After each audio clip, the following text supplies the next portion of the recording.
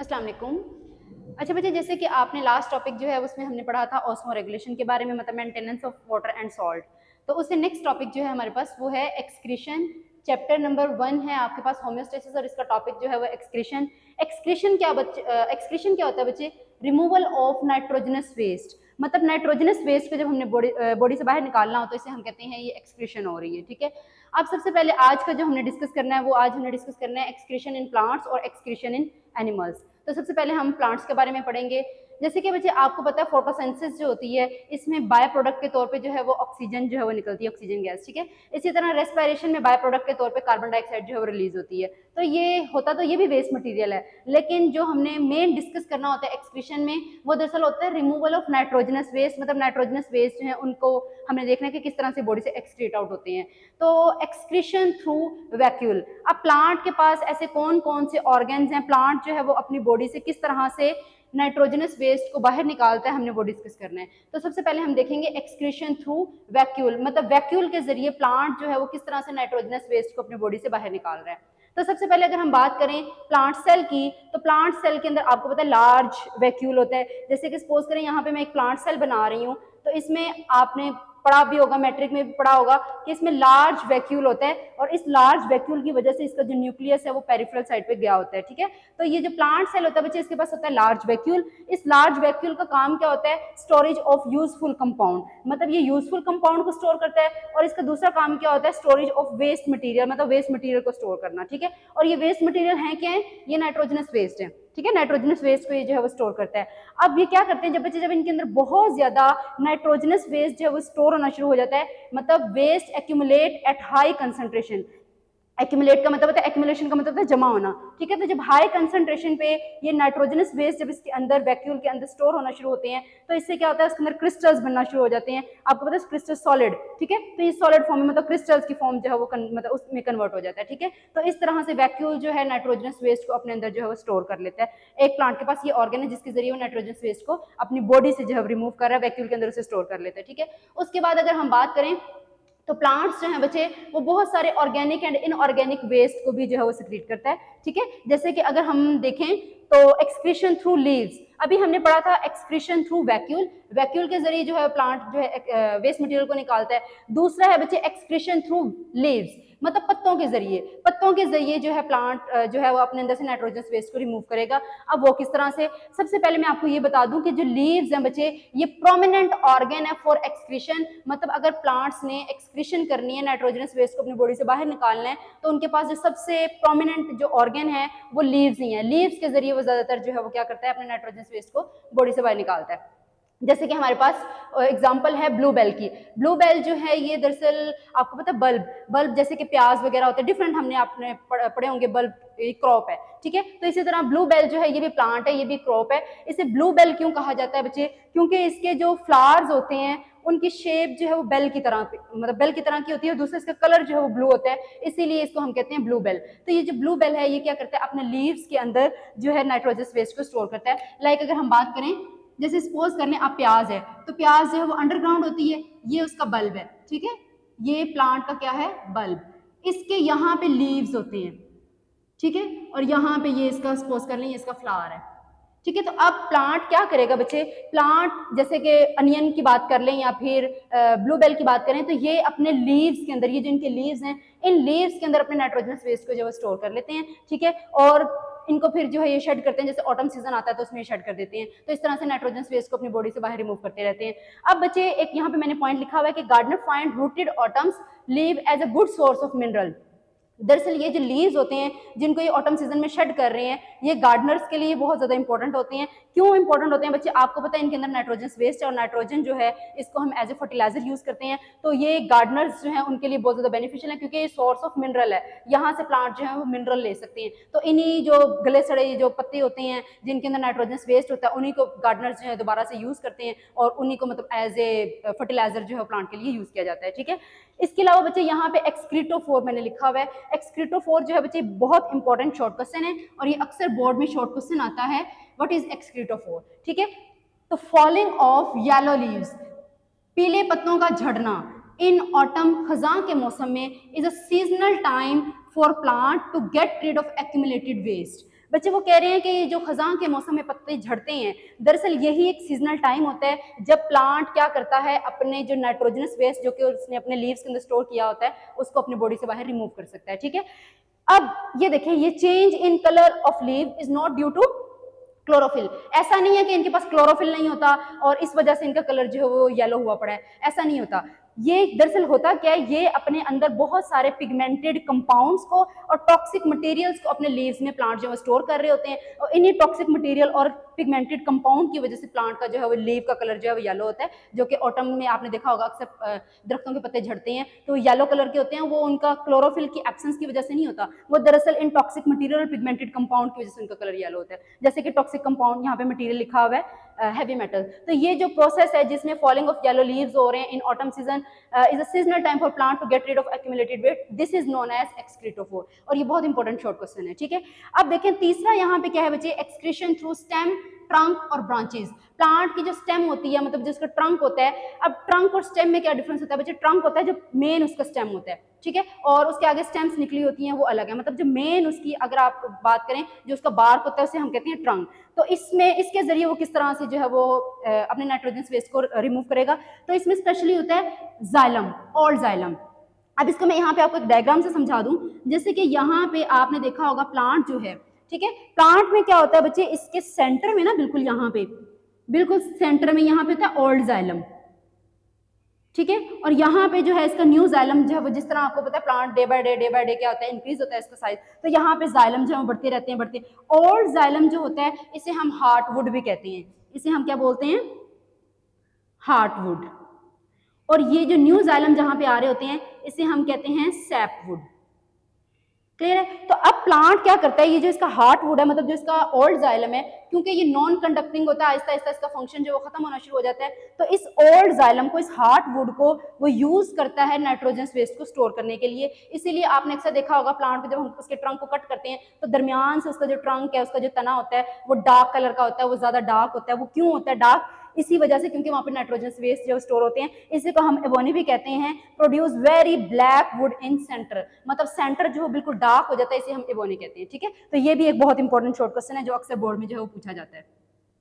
ठीक है, उसके बाद है बच्चे एक्सक्रीशन थ्रू रूट्स। रूट्स के जरिए किस तरह से एक्सक्रीशन होती है, तो प्लांट्स क्या करते हैं, actively secrete waste in soil. Plant अपने नाइट्रोजनस वेस्ट को जो है सॉइल में जो है सिक्रीट करते हैं, ठीक है, और इसको फिर यूज किया जाता है एज ए केमिकल वेपन। मतलब दूसरे प्लांट को अगर नुकसान पहुंचाना हो तो उसमें क्या करेंगे, ये जो इन्होंने नाइट्रोजन वेस्ट अपना सॉइल के अंदर जो है वो रिलीज किया है, उसको as a chemical weapon use करते हैं टू किल अदर प्लांट्स। ठीक है, और ऐसा ज्यादातर करते हैं कॉनिफर प्लांट्स। ठीक है, तो ये बच्चे आज हमने देखा है excretion through vacuole, excretion through leaves और एक्सक्रीशन थ्रू स्टेम, ट्रंक और ब्रांचेस, और लास्ट था एक्सक्रीशन थ्रू रूट्स। ठीक है, तो ये चार आपके पास स्टेप हैं जिसमें प्लांट जो है अपने नाइट्रोजन वेस्ट को जो है वो बॉडी से बाहर स्क्रीट आउट करता है। ठीक है, तो ये आज का टॉपिक है। नेक्स्ट हम देखेंगे एक्सक्रीशन इन एनिमल्स। अच्छा बच्चे, नेक्स्ट है हमारे पास एक्सक्रीशन इन एनिमल्स। जैसे कि लास्ट टॉपिक में हमने डिस्कस किया था एक्सक्रीशन इन प्लांट्स, तो आज हम देखेंगे साथ ही एक्सक्रीशन इन एनिमल्स। अब बच्चे आपको पता है कि एनिमल्स जो है वो हाइपोटोनिक एनवायरनमेंट में भी रहते हैं, जहां पे वो क्या करते हैं, वाटर जो है, क्योंकि हाइपोटोनिक एनवायरनमेंट में वाटर उनके पास एक्सेस अमाउंट में होता है, तो वाटर को उन्होंने बॉडी से रिमूव करना होता है। इसी तरह बच्चे कुछ एनिमल्स ऐसे हैं जो कि हाइपरटोनिक एनवायरनमेंट में रहते हैं, जहाँ पे सॉल्ट्स की कंसंट्रेशन जो ज्यादा है, तो जब सॉल्ट्स की कंसंट्रेशन ज्यादा है तो सॉल्ट्स को वहाँ पे रिमूव करना पड़ता है। ठीक है, तो कुछ अब देखें, यहाँ पे वाटर को रिमूव करना है हाइपोटोनिक एनवायरनमेंट में, और हाइपरटोनिक एनवायरनमेंट में क्या करना होता है, सॉल्ट्स को। लेकिन हमारा वाटर और सॉल्ट से कंसर्न नहीं, आज हम देख रहे हैं एक्सक्रीशन, जिसमें नाइट्रोजनस वेस्ट को हमने रिमूव करना है बॉडी से। ठीक है, तो नाइट्रोजनस वेस्ट के लिए यहाँ पे क्या होता है, एक्सक्रीटरी प्रोडक्ट। अब जैसे कि नाइट्रोजनस वेस्ट जो है एक्सक्रीटरी प्रोडक्ट, जैसे कि यहाँ पे प्रोटीन्स हैं और न्यूक्लिक एसिड। अब आपने यहाँ पे गौर से सुनना है, प्रोटीन्स जो है वो किससे मिलकर बनी होती है, अमाइनो एसिड से मिलकर बनी होती है। ठीक है, और जो न्यूक्लिक एसिड है वो किससे मिलकर बना होता है, नाइट्रोजनस बेसिस से, और इन्हें हम देखें तो इसके अंदर होता है अमोनिया। ठीक है, अब अमोनिया क्या होता है बच्चे, अमोनिया हमारी बॉडी के लिए बहुत ज्यादा डेंजरस होता है। ठीक है, जब हम प्रोटीन इनटेक करते हैं, या फिर आपको पता है हमारी बॉडी के अंदर न्यूक्लिक एसिड होता है in the form of DNA, आपको पता है न्यूक्लिक एसिड है ये।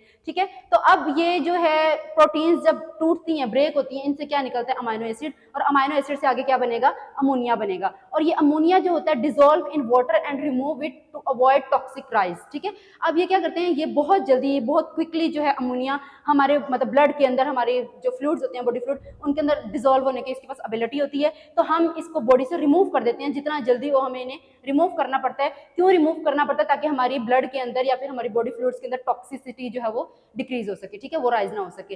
तो ये जो रिमूवल ऑफ अमोनिया होता है, this is known as deamination. Most important short question, ये भी बोर्ड में बहुत इंपॉर्टेंट है, ये भी पूछा जाता है, व्हाट इज डीअमाइनेशन। तो डीअमाइनेशन किसे कहते हैं बच्चे, removal of ammonia from body is called deamination, ठीक है, मतलब अपनी बॉडी से अमोनिया को बाहर निकालना, सेक्रेट आउट करना, this is known as deamination. अब वो कह रहे हैं why we use ammonia, sorry why we remove ammonia, हमें अमोनिया को क्यों रिमूव करना पड़ता है। तो बच्चे वही कि अगर इसकी हाई कंसंट्रेशन हो जाती है अमोनिया की हमारी बॉडी फ्लूइड्स के अंदर, तो जैसे मैंने अभी आपको बताया था कि इससे टॉक्सिसिटी बढ़ती है, ठीक है, तो उससे क्या होता है, कन्वर्जन्स होती हैं। कन्वर्जन्स किसे कहते हैं, झटके लगने, जैसे मिर्गी के दौरे वगैरह पड़ते हैं तो कन्वर्जन्स होती हैं। इसके अलावा इंसान जो कोमा में भी जा सकता है और इवन उसकी डेथ भी कॉज हो सकती है। इसीलिए बहुत ज्यादा जरूरी होता है कि हम अमोनिया को अपनी बॉडी से सिक्रीट आउट कर सकें, ठीक है। अब इसकी लोअर क्वांटिटीज ऑफ नाइट्रोजन, मतलब अगर लोअर क्वांटिटीज में इसको सिक्रीट करना हो तो वो कैरेटीन ट्राइमेथाइल अमाइनो ऑक्साइड इस फॉर्म में बॉडी से बाहर जाएगा, ठीक है। और वेरी स्मॉल क्वांटिटी में अगर करना हो तो amino acids, xanthine, hypoxanthine, uric acid और एलेंटोइन, ठीक है, इन फॉर्म में ये बॉडी से बाहर जो है सिक्रेट आउट होगा। तो ये आपने बताना है कि अमोनिया को रिमूव करना हमारी बॉडी से बहुत ज्यादा जरूरी है। क्यों जरूरी है, क्योंकि ये टॉक्सिसिटी को इंक्रीज करता है। अब बच्चे देखें अमोनिया जो है वो किस तरह से जो है मतलब रिमूव होता है। सबसे पहले हम बताएं तो अमोनिया जो है very toxic, dissolve quickly in body fluids. मैंने अभी आपको पहले भी बताया कि अमोनिया जो होता है बच्चे ये बहुत तेजी से हमारे बॉडी फ्लूइड्स के अंदर जो है वो डिसॉल्व होता है, इसीलिए इसको बाहर निकालना बहुत ज्यादा जरूरी होता है। अब यहाँ पे मैंने अमोनिया का जो है ये फॉर्मूला भी लिखा हुआ है NH3, ठीक है। और मोस्टली अमोनिया जो रिलीज करती हैं वो कौन करती हैं, फिशेज, मतलब फिशेज के जो है नाइट्रोजनस वेस्ट वो अमोनिया के फॉर्म में जो रिलीज करते हैं, ठीक है। और केप्ट इन लो कंसंट्रेशन, वो इसकी ज्यादा से ज्यादा कंसंट्रेशन को बॉडी से बाहर निकाल देती हैं और बहुत ही कम क्वांटिटी में अपनी बॉडी के अंदर रखती हैं, ठीक है। Large amount of water is required to remove ammonia, जब हमने अमोनिया को बॉडी से बाहर निकालना हो तो हमें बहुत ज्यादा बहुत लार्ज क्वांटिटी में वाटर चाहिए होता है, ठीक है। इसीलिए ये जो अमोनिया है ये सक्रिएट करती हैं फिशेज, क्योंकि फिशेज में रहती हैं ज्यादातर ऐसे पानी में जहाँ पे पानी बहुत ज्यादा हो, ठीक है, फ्रेश वाटर में रहती हैं फिशेज, तो इन्हें जो है क्या करना पड़ता है, अमोनिया को बॉडी से बाहर निकालना पड़ता है। और इसके लिए क्योंकि इन्हें ज्यादा अमाउंट में वाटर चाहिए होता है, इसीलिए ये अमोनिया सेक्रेट करती है, ठीक है। जैसे कि मैं आगे बताऊंगी यूरिया और यूरिक एसिड, तो वो क्या चीज है वो मैं अभी आपको बताऊंगी, लेकिन मैं आपको बता रही हूँ अमोनिया कौन सेक्रेट करता है। अमोनिया इस तरह के ऑर्गेनिज्म जो फ्रेश वाटर में रह रहे हैं, लाइक फिशेज जो अमोनिया को सेक्रेट करेंगे, ठीक है। और बच्चे ऐसे एनिमल्स जैसे कि फिशेज हैं जो अमोनिया सेक्रेट करते हैं उन्हें हम कहते हैं अमोनोटैलिक, ठीक है। वो ऑर्गेनिजम्स जो अमोनिया सेक्रेट करते हैं these are known as ammonotelic. और बच्चे यहाँ पे एक और एमसीक्यूज भी आता है कि अगर आपने 1 ग्राम अमोनिया को बॉडी से बाहर निकालना हो, ठीक है, 1 ग्राम अमोनिया को निकालने के लिए कितना वाटर रिक्वायर्ड होगा, 500 ml वाटर, मतलब 500 ml जो है ये बहुत ज्यादा क्वांटिटी है, ठीक है। इतना वाटर रिक्वायर्ड होता है सिर्फ 1 ग्राम अमोनिया को निकालने के लिए, इसीलिए जो है फिशेज उनके अंदर अमोनिया सेक्रेट होता है, ठीक है। नेक्स्ट अगर हम बात करें यूरिया की, तो यूरिया जो है वो as compare to ammonia less toxic होता है, ठीक है। अब ये दरअसल यूरिया कहाँ से आया है, हम अमोनिया को ही एक फॉर्म में चेंज करते हैं जिसे हम कहते हैं यूरिया, मतलब अमोनिया से ही आगे यूरिया बनाते हैं और ये लेस टॉक्सिक होता है। हम अमोनिया को यूरिया में क्यों कन्वर्ट कर रहे हैं, क्योंकि बच्चे अमोनिया जो है अमोनिया कन्वर्ट इनटू यूरिया, और जो कि इसकी लेस टॉक्सिक जो है वो फॉर्म है। हम ऐसा क्यों कर रहे हैं बच्चे, क्योंकि हमारी बॉडी के अंदर जैसे कि ये यूरिया वगैरह ये हमारी बॉडी के अंदर भी होता है मैमल्स में, ठीक है। तो ऐसा होता क्यों है दरअसल बच्चे, क्योंकि इसको सेक्रेट करने के लिए हमें कम पानी चाहिए होता है, ठीक है। जैसे अभी मैंने आपको बताया था अमोनिया को सेक्रेट करने के लिए वाटर ज्यादा चाहिए होता है, लेकिन यहाँ पे 1 ग्राम अगर हमने यूरिया सेक्रेट करना हो तो उसके लिए हमें 50 ml जो है वाटर रिक्वायर्ड होता है, ठीक है। तो ये थोड़ी सी कम क्वांटिटी है, क्योंकि हम मॉडरेट हमें वाटर अवेलेबल होता है, तो इसीलिए हम 1 ग्राम यूरिया को अगर बॉडी से बाहर निकालना है तो 50 ml वाटर हमें रिक्वायर्ड होगा। और वो एनिमल्स जो कि यूरिया सेक्रेट कर रहे हैं उन्हें यूरियोटैलिक एनिमल्स कहते हैं, ठीक है, यूरिकोटैलिक कहते हैं या फिर यूरियोटैलिक कहते हैं। और इसका फॉर्मूला भी मैंने आपको बता दिया है,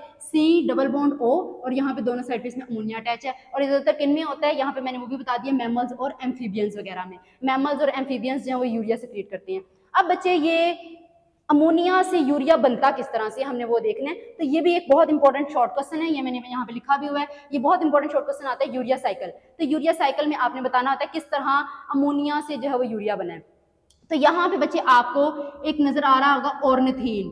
ऑर्निथीन एक कंपाउंड है, ठीक है, ये बहुत इंपॉर्टेंट है। इस यूरिया साइकिल को हम ऑर्निथीन साइकिल भी कहते हैं, ठीक है, और ये ऑलरेडी पहले से ही हमारे लिवर में जो है वो प्रेजेंट होता है। अब ये जो ऑर्निथीन होता है बच्चे, इसके अंदर एक जो है वो कार्बन डाइऑक्साइड और एक अमोनिया जो है वो ऐड होता है, ठीक है, और इसके बाद ये कन्वर्ट हो जाता है किसमें, सिट्रोलिन में, ठीक है। अब ये देखिए एक हमारे पास अमाइनो ग्रुप ये आ गया, ठीक है, जैसे मैंने यहाँ पे बताया ना, दो अटैच है, ये दो अटैच है, तो एक हमारे पास यहाँ से आ गया, ठीक है, ऑर्निथीन के अंदर एक अमाइनो ग्रुप जो अटैच हुआ है, एक कार्बन डाइऑक्साइड है, और ये कन्वर्ट हो गया किसमें, सिट्रोलिन में। अब सिट्रोलिन में एक और अमाइनो ग्रुप जो है वो ऐड होता है और ये कन्वर्ट हो जाता है किसमें, आर्जिनिनो सक्सिनेट या फिर आर्जिनिन सक्सिनेट, ठीक है। उसके बाद क्या होता है बच्चे, आर्जिनिन सक्सिनेट जो है वो अपने आइसोमर में कन्वर्ट होता है, जिसे हम क्या कहते हैं, आर्जिनिन।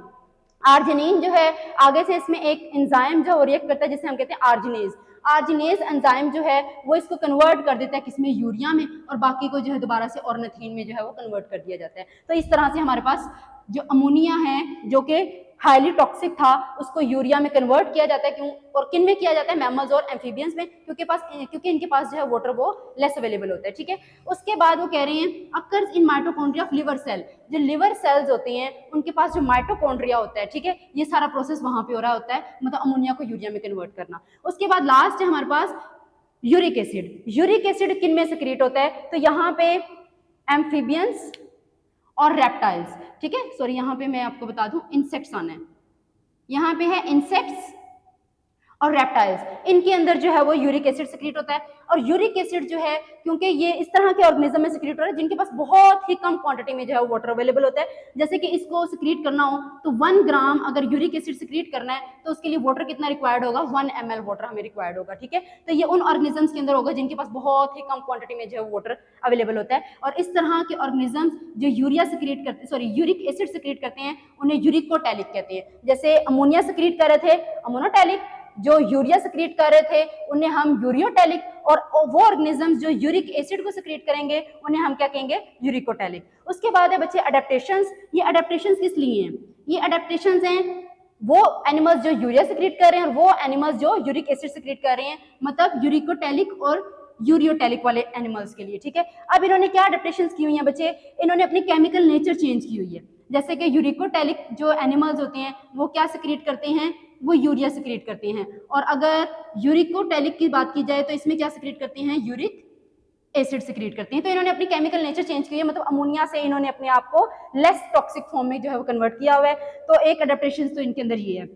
दूसरी अडेप्टेशन क्या है बच्चे, इनके अंदर एक्सक्रीटरी ऑर्गन है, इनके अंदर प्रॉपर्ली एक्सक्रीटरी ऑर्गन है, जैसे कि प्रोटोनेफ्रीडिया होता है, मेटानेफ्रीडिया होता है, माल्पिजियन ट्यूब्यूल्स होती हैं और नेफ्रॉन होता है। ये जो प्रोटोनेफ्रीडिया होता है ये प्लेनेरिया में आपने पढ़ना है, आगे भी हम देखेंगे कि प्रोटोनेफ्रीडिया जो है प्लेनेरिया में पाया जाता है। मेटानेफ्रीडिया जो है ये अर्थवॉर्म के अंदर पाया जाता है। माल्पिजियन ट्यूब्यूल्स जो है ये इंसेक्ट्स वगैरह जैसे कॉकरोचेस वगैरह उनके अंदर पाए जाते हैं। और नेफ्रॉन्स जो है नेफ्रॉन पाए जाते हैं किडनी के अंदर, मतलब जितने भी मैमल्स वगैरह जिनके अंदर या फिर जो भी एम्फीबियंस वगैरह जिनके अंदर किडनी होती है, वो एनिमल्स जिनके पास किडनी होती है उनके अंदर जो है वो नेफ्रॉन होता है, ठीक है। तो ये हमने देखा है कि एक्सक्रीटरी ऑर्गन एक अडेप्टेशन है, और दूसरी अडेप्टेशन है हमारे पास कि उन्होंने अपनी केमिकल नेचर चेंज की है, मतलब अमोनिया से लेस टॉक्सिक फॉर्म में जो कन्वर्ट हुए हैं। तो ये बच्चे आज का हमारा टॉपिक था एक्सक्रीशन इन एनिमल्स, के एनिमल्स जो किस तरह से बॉडी से अमोनिया और यूरिया और यूरिक एसिड को जो है सिक्रीट आउट करते हैं। Thank you very much.